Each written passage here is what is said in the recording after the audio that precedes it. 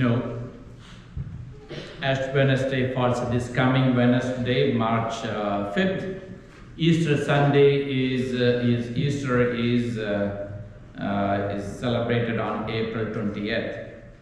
So today is the final Sunday of ordinary time before we begin the season of Lent this coming Wednesday. The ordinary time resumes this year on Monday, June 9th, at the end of the Easter season. However, we celebrated 3 solemnities on the Sundays following the Easter season. Firstly, the solemnity of the Most Holy Trinity, then the Most Holy Body and Blood of Christ Corpus Christi, and this year, because June 29th falls on Sunday, we celebrate the feast day of Saints Peter and Paul, and what would otherwise have been 13th Sunday in ordinary time. So on Sunday, July 6th, we resume celebrating Sundays in ordinary time. So till then, we say bye to the green color. Okay. In today's gospel, we are still with Jesus during his ministry in Galilee region. And we are still listening to the Luke's account of the Sermon on the Plain. Jesus has been on a mountain where he spent the whole night in prayer. When day came, he summoned his disciples and chose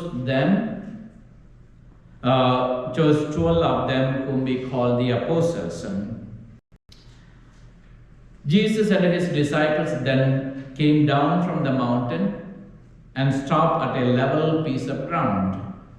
Jesus then begins to teach.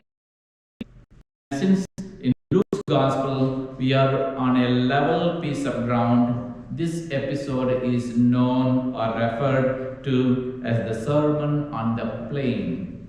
Whereas in Matthew's account, Matthew's much longer account of this episode is known as Sermon on the Mount.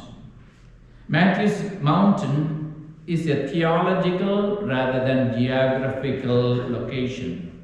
Just as Moses received Torah on Mount Sinai, Matthew presents Jesus as the new great and a greater Moses, and on another mountain he brings the revelation entrusted to Moses to its fulfillment.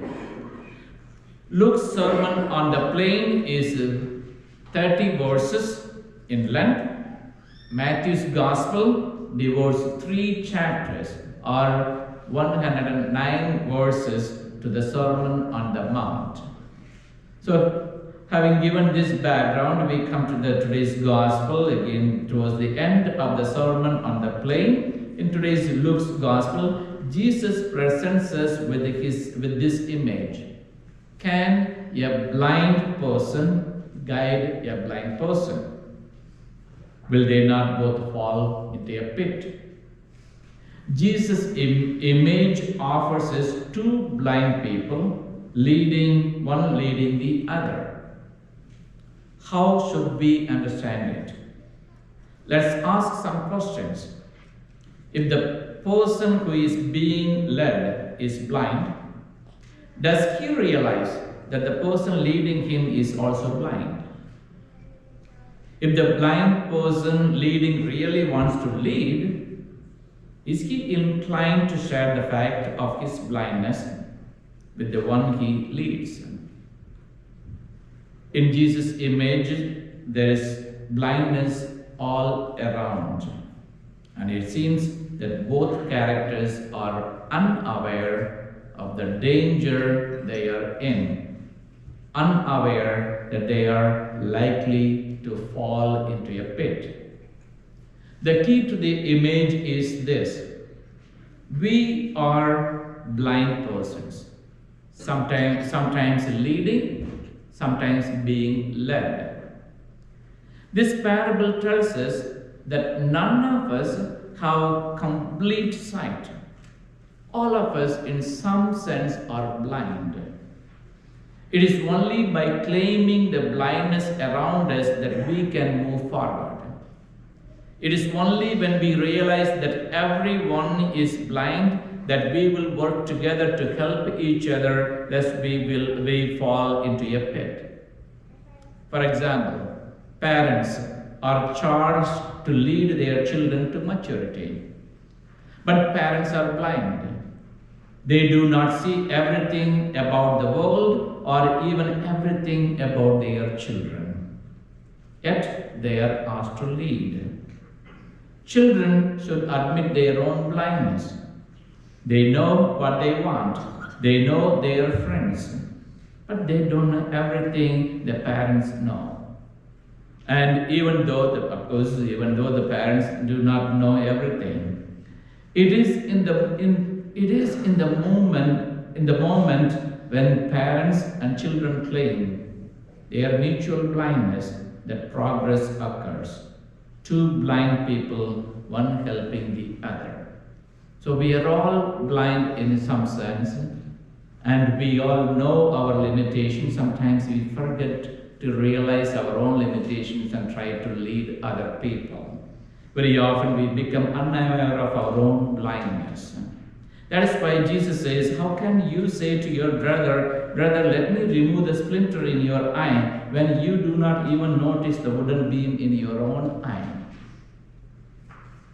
A woman walks with her son so many miles to see Mahatma Gandhi, because the father of the nation for India. She is worried her son is eating too much sugar. She asked Mahatma Gandhi, please sir, can you tell my son to stop eating sugar? And Gandhi says, bring him back in 2 weeks. Bring him back in 2 weeks. Disappointed, the woman takes her son home. 2 weeks later, she makes that long journey to see this great man, Mahatma Gandhi. And this time, Mahatma Gandhi says to the boy, called him and told him, son, you must stop eating sugar. It is very bad for you. And that's all he said. And the boy, of course, listened with respect, and of course he stopped eating sugar and had a healthy life. But then the woman was really confused and asked, just to say these 2 sentences, son, you must stop eating sugar, it is very bad for you. You could have told him the day I came here. Why did you make us to come back again? So she was wondering, why did you do that? Why did you want me to wait 2 weeks to bring back my son? And Mahatma Gandhi said, because before I could tell your son to stop eating sugar, I had to stop eating sugar first. And that's what he did. He didn't want to be a hypocrite, telling someone not to eat sugar when he himself was addicted, having sugar problem. And so something that I think is taken from the autobiography of Mahatma Gandhi, but something that we need to look into ourselves, become aware of our own blindness, our own areas, before we try to correct somebody else. Stop judging and you will not be judged. We heard last Sunday's gospel. And today's gospel says, remove the wooden beam in your own eye first, and then you will see clearly to remove the splinter in your brother's eye. I am not quite sure who is the author of this following poem. Seems to be too many people claiming their authorship. I do not know. But it is very interesting and humorous poem. I was shocked, confused, bewildered as I entered heaven's door. Not by the beauty of it all, nor the lights or its decor, but it was the flocks in heaven who made me sputter and gasp. The thieves, the liars, the sinners, the alcoholics, and the trash. There stood the kid from my 7th grade who swiped my lunch money twice. Next to him was my old neighbor who never said anything nice. Bob, who I always thought was rotting away in hell, was sitting pretty on cloud nine, looking incredibly well. I nudged Jesus. What is the deal? I would love to hear your take. How would all these sinners get up here?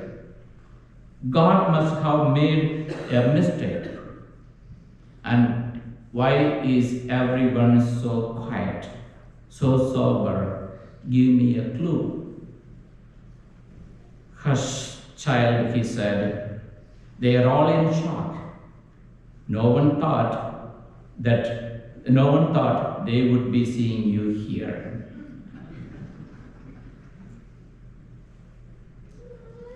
Becoming aware of our own blindness and then begin to help the other is more important. And stop judging, you will not be judged. Remove the wooden beam in your own eye first, then you will see clearly to remove the splinter in your